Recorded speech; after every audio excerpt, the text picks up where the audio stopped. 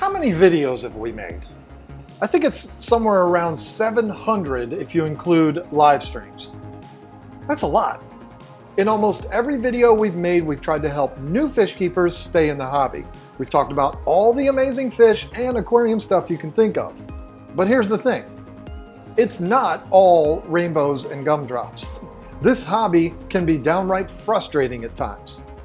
So we've decided to put together a list of the biggest reasons why we think aquariums can really suck sometimes.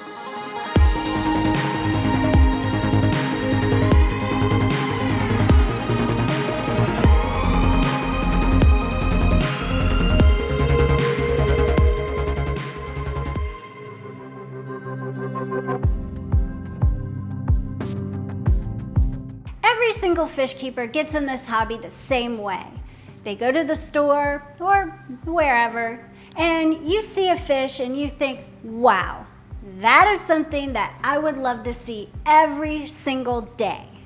What they didn't think about and we didn't think about when we started was the fact that there's work involved in keeping aquariums. Whether it's doing water changes, maintaining filters, or cleaning algae off the glass. Keeping a healthy aquarium is a lot of work. Is it an overwhelming amount of work? No, but it's definitely something that you don't want to just leave and not touch, especially if you want to have something nice to look at. The thing is, if you have one aquarium, it's really not a big deal and won't take you much longer than doing the dishes. But the problem is, there aren't too many people out there with only one aquarium. We all start with one, but inevitably see something else we like another type of fish, plants, or even saltwater fish that can't mix with the tank we already have.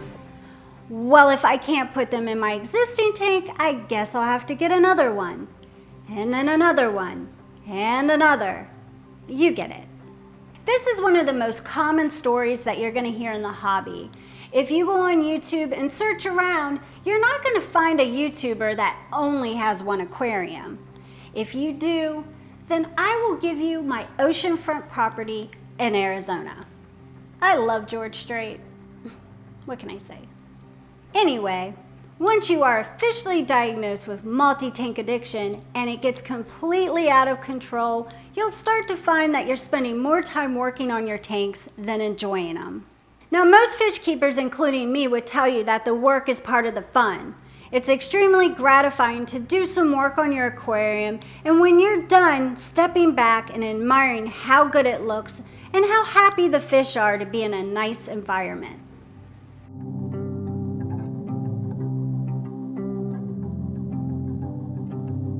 All right, I gotta be honest. I'm a bit of a softie.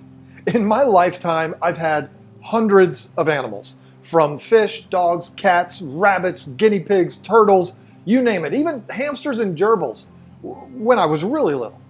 Being someone that's kept all these different types of animals for the majority of my life, I have had to deal with animal death more times than I can care to remember. And I gotta tell you, whether it's a big dog or a small fish, it's never easy. I wish I was one of those people that was desensitized to animal death, but I'm not. It's so bad for me that I can't even stand seeing it on television. The scene in Prisoner of Azkaban, where the executioner is sent to kill Buckbeak, I was traumatized by that. I still have a hard time watching it to this day, but hey, spoiler alert, he doesn't die. Or what about the scene in Of Mice and Men when the jerk takes the old man's dog behind the barn?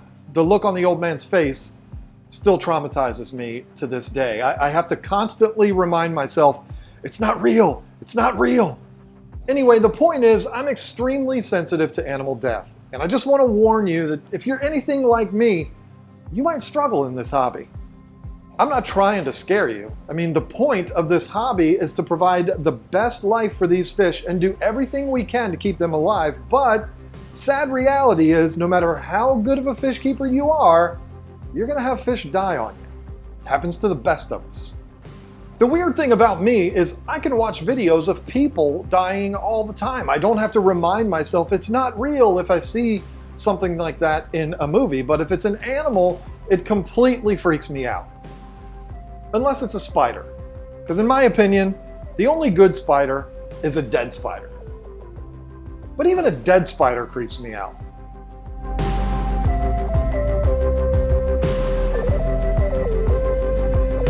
I like to travel.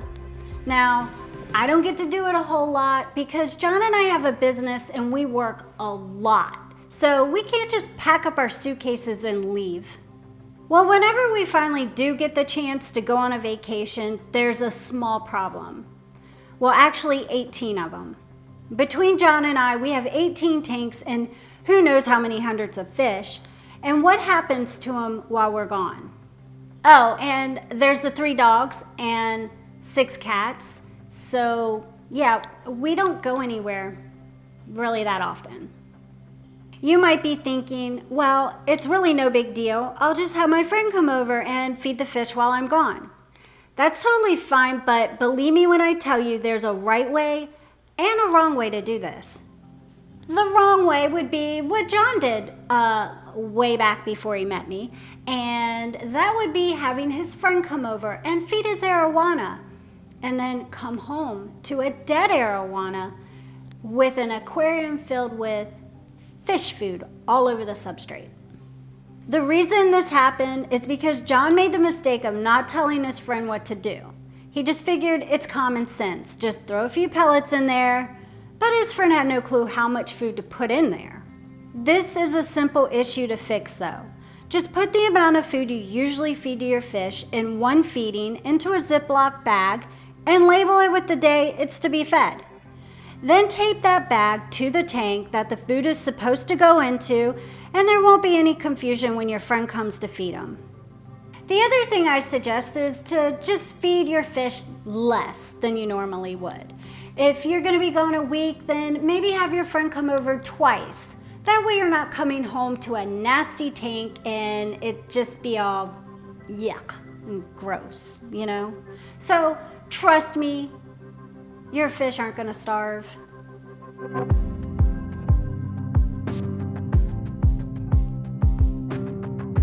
So this is what happens. It's probably the most common way people have gotten into this hobby. You're either at a friend's house and you see your friend's aquarium and you're like, wow, that looks really cool. I might want to try that. Or you go to the pet store to pick up dog food or whatever you're there to get, and you see the fish and you're like, you know what?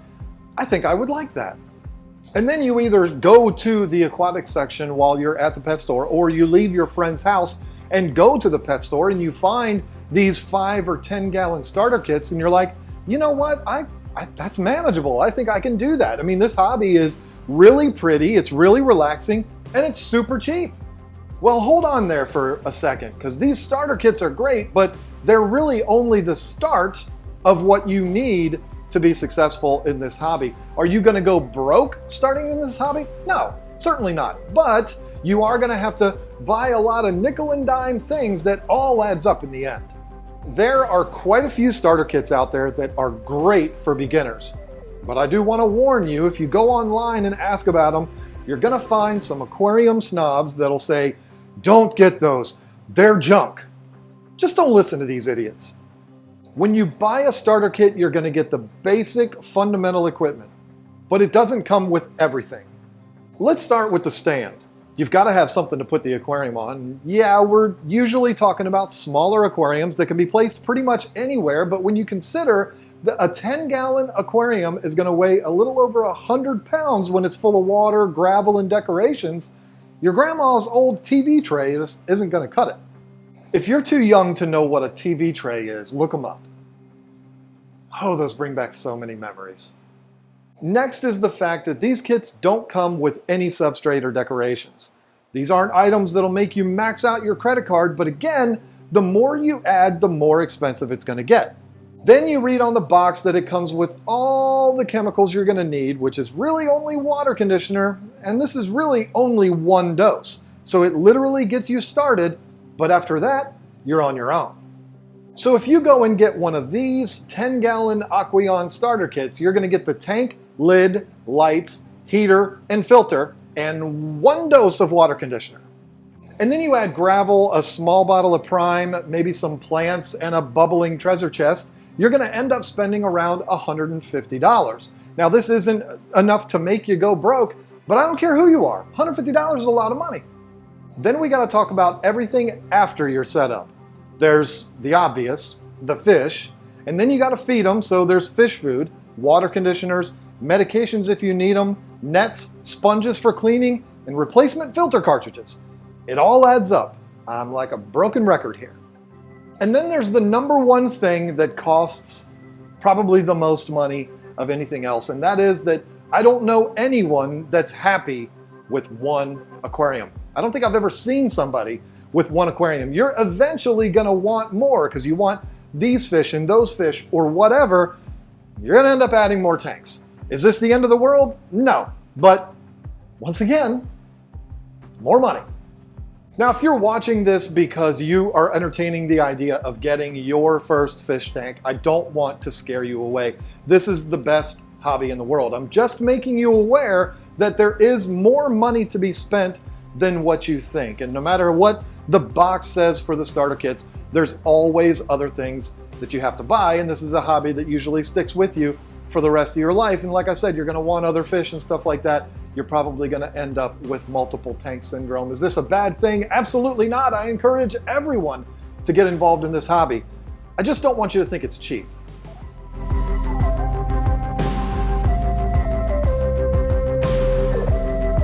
This is probably the largest cause of fish keeper anxiety, and that's the fact that we're dealing with a glass box filled with water, and at any moment it could start leaking. It's not like this is a super common problem in the hobby, but the fact is, we're talking about heavy water being held in place with small beads of silicone. This is something we've all lost sleep over. When you look at a 10-gallon aquarium, you're probably thinking, wow, that doesn't look like a lot of water. But if you fill up a 5-gallon bucket and you just pour it out in your driveway, you're gonna realize that it's a lot more water than you think.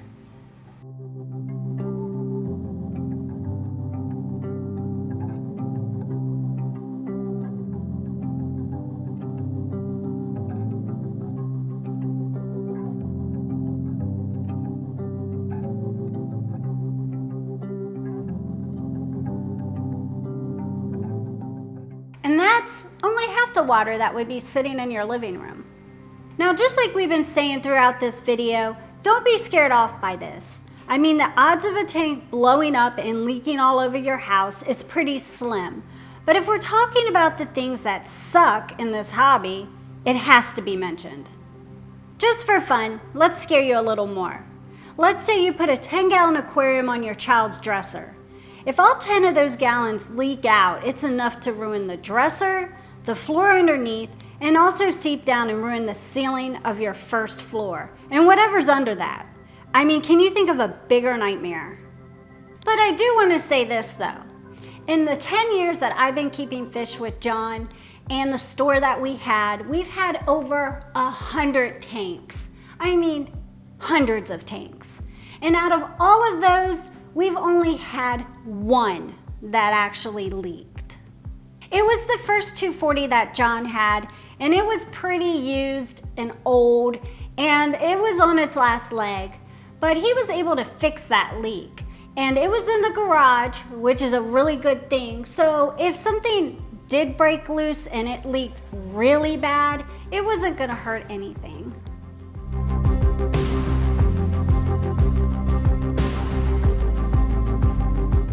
Aquariums sometimes can stink, but if they do, it's your fault.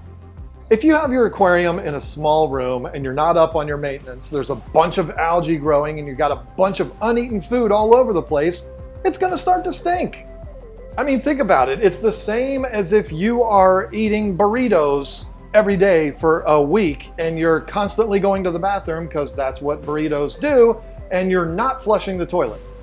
How do you think that bathroom is gonna be after that week or even just a couple of days? I know that's gross, but it really is the same thing. In that scenario, simply going in the bathroom and flushing the toilet will go a long way to get rid of all of those burritos.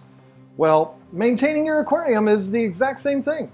If your aquarium stinks, put your burrito down and get over there and flush your aquarium out. Do a water change. Get rid of all of that and don't fall behind on that again. I mean, seriously, what, were you raised in a barn? That's what my mom used to say when I was a kid and I would not flush or leave the door open or whatever.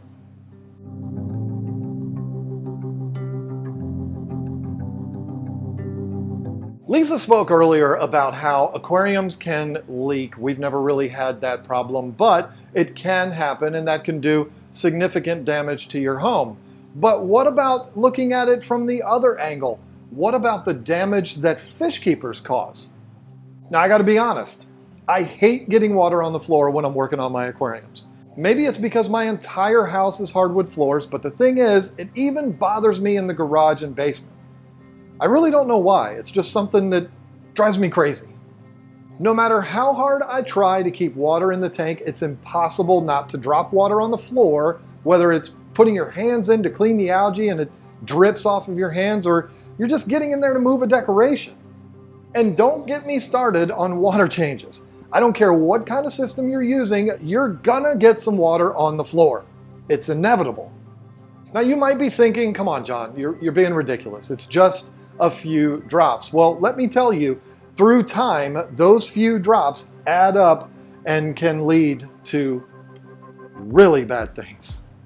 Not only do those drops do their share of damage through time, but there's also the issue of constant moisture being present in the area, leading to mold. This is one of those things that sneaks up on you, believe me. We've had it. I know. You're thinking, John, I clean up my mess after I'm done working on my tanks, and I do that too. But just let me tell you, if you don't think that this is a real problem, just wait until the day comes when you move your aquarium and you see that black footprint that's left over from your aquarium. Then you'll know. And I expect you to come back to this video and type in the comment section, John, you were right. I was wrong. Now listen, I know I'm like a broken record, but I am not trying to scare you away from keeping fish. In fact, that's the opposite of what I'm trying to do. It's just that this video is titled Things That Suck About Aquariums, or something along those lines. And getting water on the floor sucks.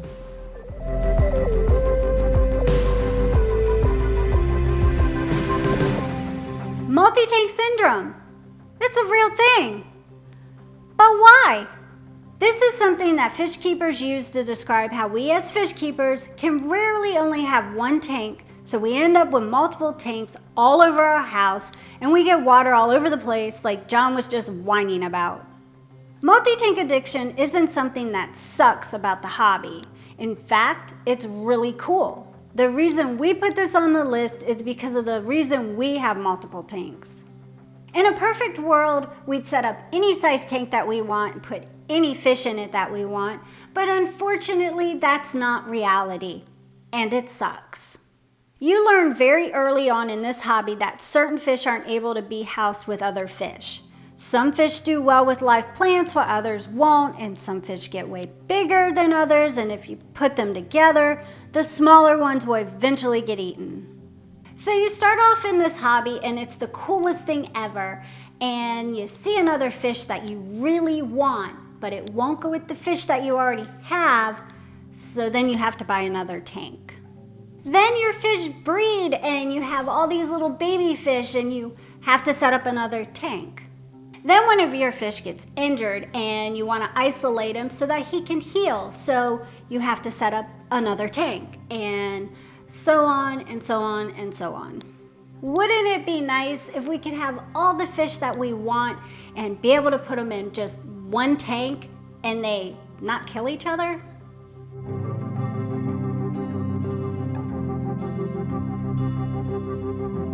So there you go. Like I said earlier, I'm not trying to scare you away from this hobby. Believe me, I know how impactful it's been on my life. The last thing I want to do is try to scare you away from it. In fact, I'm trying to do the opposite. I just want to make you aware of certain things that you are going to experience in this hobby that definitely suck. If you liked this kind of video, this list format type thing, you might want to check out that playlist right there, because it's got a whole list of different list videos. We've also done a series called True or False right here, all about playing the game of true or false when it comes to aquariums. So you might want to check that one out too. It's a lot of fun. Thank you so much for watching, and until next time, bye.